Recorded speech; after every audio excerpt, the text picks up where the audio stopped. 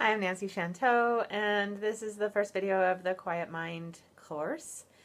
This video is about figuring out what in your body tells you that you're having a negative or an extra thought, a stress-filled thought. And we're going to talk about how we identify in the body the stressful thoughts, the extra thoughts that we need to stop, how we go about stopping them, and then when we can't stop a thought, when the thought keeps coming back over and over again, beginning to identify what type of thought it is and beginning the process of tracking those thoughts and categorizing those thoughts. So when we're stopping a thought, first we need to have a way of addressing whether or not a thought is extra. And the way that we do that in this process is to evaluate any tension or stress in our body. We're looking for does a thought make you feel collapsed or heavy or tight? Does it make you feel nauseous or anxious? Does it make you feel collapsed or contracted or compacted? We're looking for tension. And so we call that a felt sense. Eugene Gendlin from Focusing talked about felt senses in our body, the way that we could use our body to evaluate what's happening to us. And we're not adding thoughts about our thoughts to decide what thoughts to stop. We're actually feeling the quality of our thoughts from a body perspective. This is very fast. This lets us evaluate a thought very quickly rather than spending a lot of time thinking about it, because the nature of a thought that we might need to stop can be rather innocuous and rather commonplace.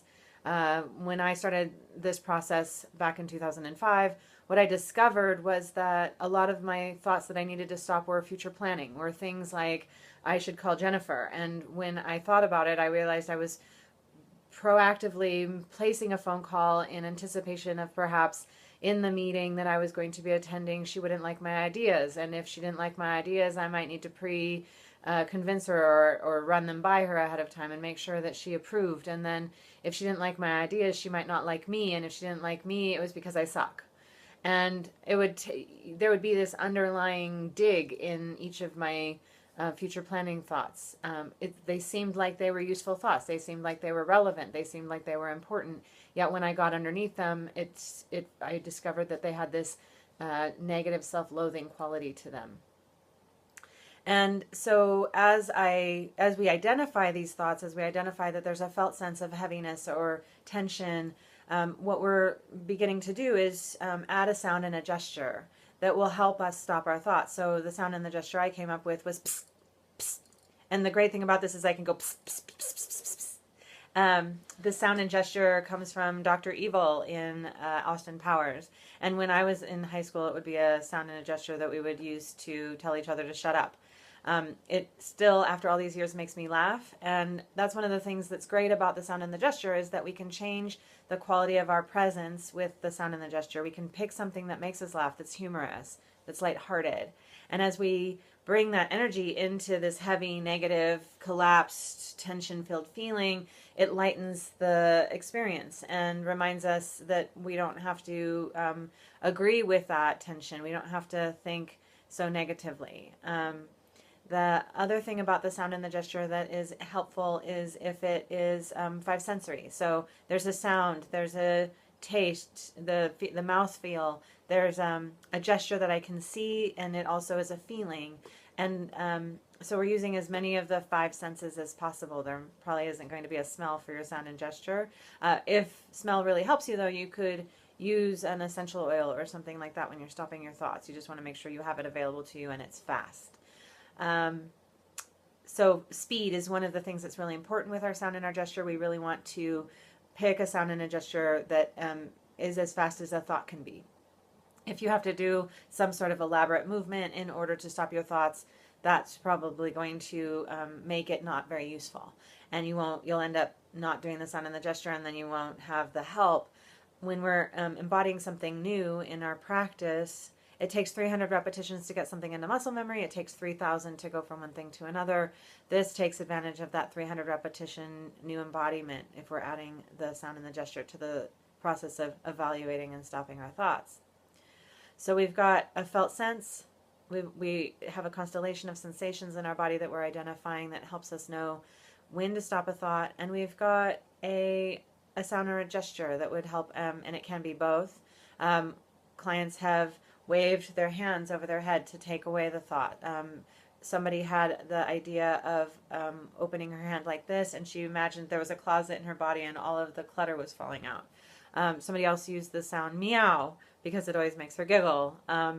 So you can do any kind of aggregation of a sound and a gesture that feels like it's yours, that feels like it's fast, that helps you. It's kind of like a shock that helps you bring yourself back to yourself and notice what it is that's happening to you in the thinking process. And we're bringing awareness and consciousness to our thinking process using the sound and the gesture. And finally, there will be some thoughts that we can't really stop. They'll come back over and over and over again. And we want to write down exactly what they are, the exact words of the thoughts that are looping. These, I call them looping thoughts.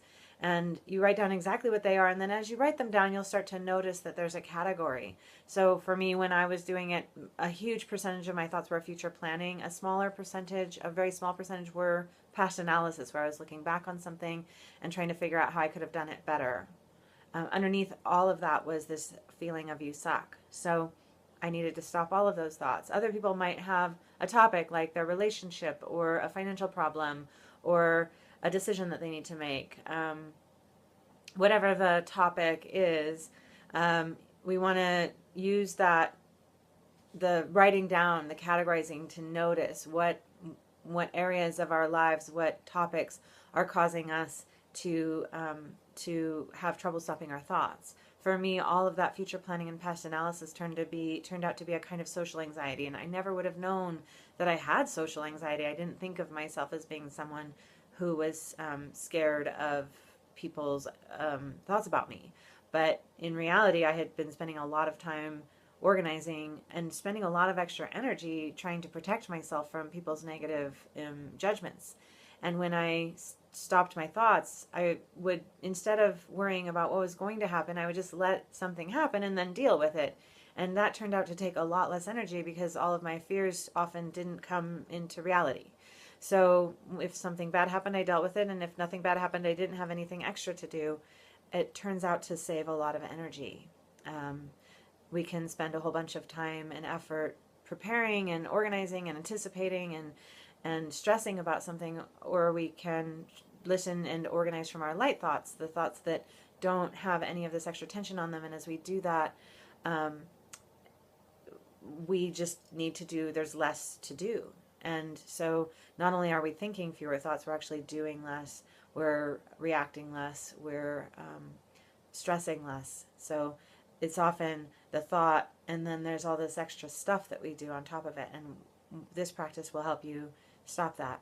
So hopefully at the end of this lesson, you'll know what your felt sense is. You'll know how a sound and a gesture, and you'll start writing down and categorizing your thoughts. And we'll, in the next lessons, we'll keep working forward and address how to deal with looping thoughts. I hope this was helpful.